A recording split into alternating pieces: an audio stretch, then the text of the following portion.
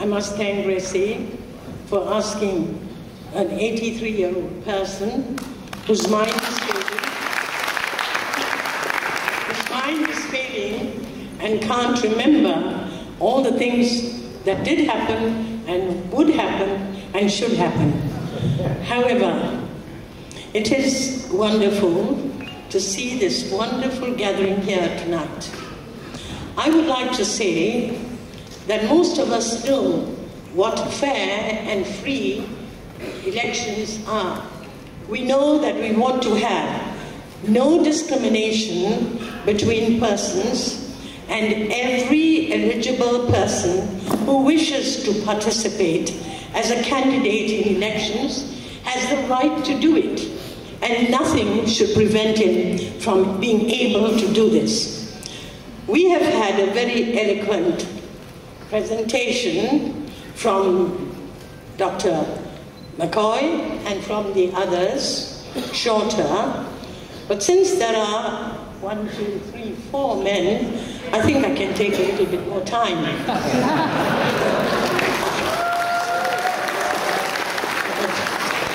Well, as I said, every citizen has the right to vote and has the right to make his or her choice of the candidates they must support or they would like to support. I do feel that there has been, in the past 20, 30 years, 28 years, is it? 1, 2, 3, maybe 28 years, we have had a lot of inhibitions. We have had a lot of preventive methods from the full, free and fair elections taking place. I would like to say that it is most disconcerting for any one of us to know that in December 2009, the election committee stated that 4.39 million failed to become voters. And of that, 4 out of 10 persons above the age of 21 had failed to vote also. It is a most depressing and a very disarming particular position that must be rectified. Bersih has started something, or maybe it has reinforced what has been started in the last few years. I would say that there must be greater effort by every one of us in this particular hall today to make it our responsibility that we go out and get the voting forms and try to encourage, I don't say entice, encourage voters to come in. It is a shame. When I think of my just teenage period, or a little over that, and the first time we had elections under Tunku Abdul Rahman Bapa Malaysia, our great Prime Minister, I can say that we did have freedom. We had a sense of secularism. We had a sense of togetherness. And there was no bickering and vicious, foul language, which is a part and parcel of today's election. You know, I think there was a period of fear and silence. I'm not going to mention which period. I leave it for you as an individual to know what period had this very blatant silence and fear. The gerrymandering of the whole system of election was grossly unjust. How could the constituencies take shape and change and make it impossible for real justice and freedom and fair elections to take place. I do believe that the time has come for a group of all party representatives getting down and sitting down and making sure that this sort of system is totally thrown out.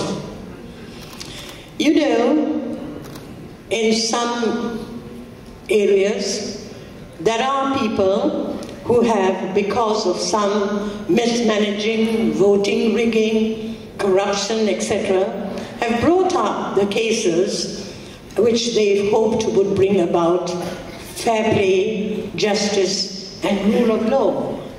However, this really didn't take place in many instances, and they were bashed about. The judiciary is vital.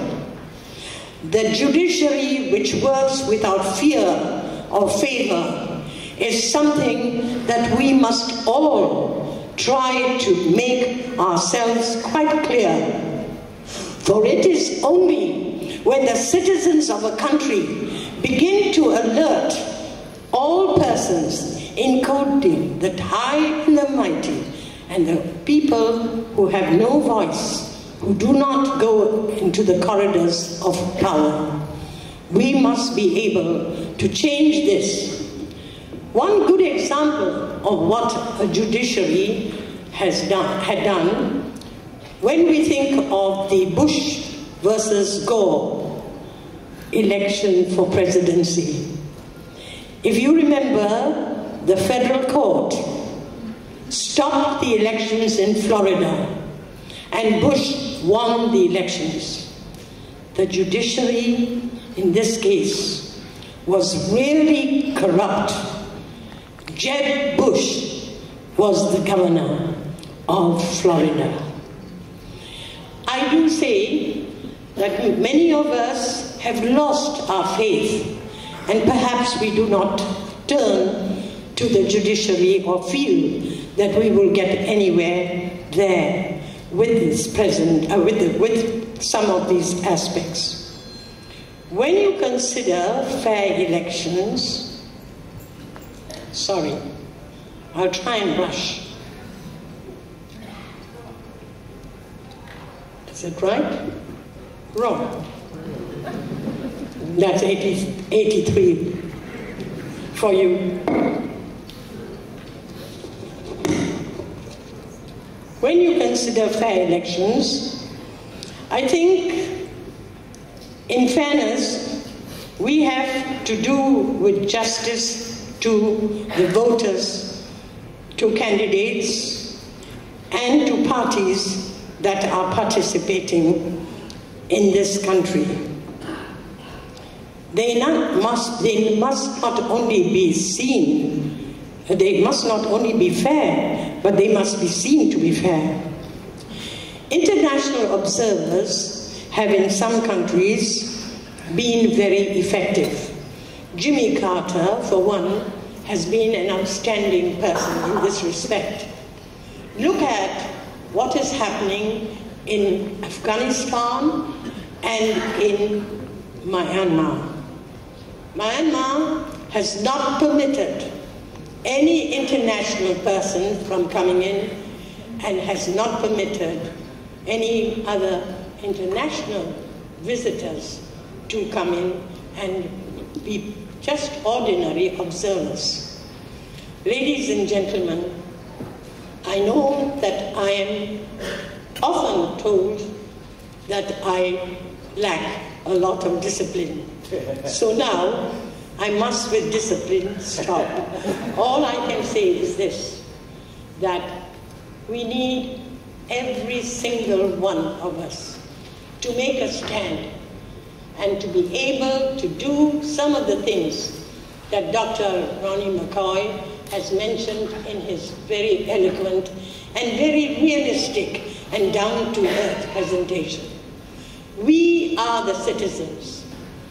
If you can only try and check and the checks and balances that are needed, and if you can only say to yourself, no matter how senior you are or how junior you are.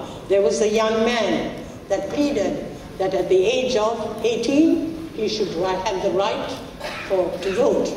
I endorse that. And yet, we will have no change. No change will be possible until all of us in our country do something. Thank you.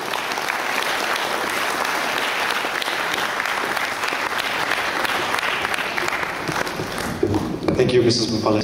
There was a slight mistake. They were actually asked to introduce themselves just before they spoke. Tapi masalah sebegini kita memang sedia maklum lah, you know. Dengan rakyat biasa kita boleh maafkan, tapi dengan SPR jangan sekali kita maafkan.